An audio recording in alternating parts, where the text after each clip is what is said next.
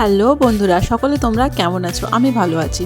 সেদিন ছিল আমার বরের জন্মদিন, তো সেই উপলক্ষে তার পছন্দের খাবার বানাতে লেগে গেলাম। তো আমি আজকে কি বানাচ্ছি তোমাদের সাথে সেটাই শেয়ার করে দেখাবো। আজকে আমি বানিয়ে নিলাম সকলের প্রিয় বিরিয়ানি। তো বিরিয়ানি তৈরিতে প্রথমে চিকেনটা দেখো ওদিকে রেডি করে ফেলেছি, আর এদিকে আমি তৈরি করছি রাইসটা। হ্যাঁ, চালটা প্রায় 1 ঘন্টার মতো ভিজিয়ে রেখেছিলাম। তারপরে ফুটন্ত জলে এইভাবে গরম মশলা দিয়ে তার মধ্যে একটু সাদা তেল দিয়ে চালগুলো ছেড়ে দিয়ে প্রায় 80% সেদ্ধ হওয়া অবস্থায় চালটা নামিয়ে দিলাম। আর এদিকে আমার চিকেন প্রায় কমপ্লিট। আর তৈরি করে নিচ্ছি রেজালা। হ্যাঁ, পেঁয়াজগুলোকে ঝিরিঝিরি করে কেটে লাল লাল করে ভেজে নামিয়ে নিলাম। তারপরে কি করছি, এই দেখো একটু গামলায় ঘি মাখিয়ে নিয়েছিলাম, আর সেখানে এই থাকে চালগুলোকে দিয়ে মশলাপাতি দিয়ে আর দিয়ে দিলাম পেঁয়াজগুলো, যে রেজালাটা বানিয়েছিলাম সেইটা।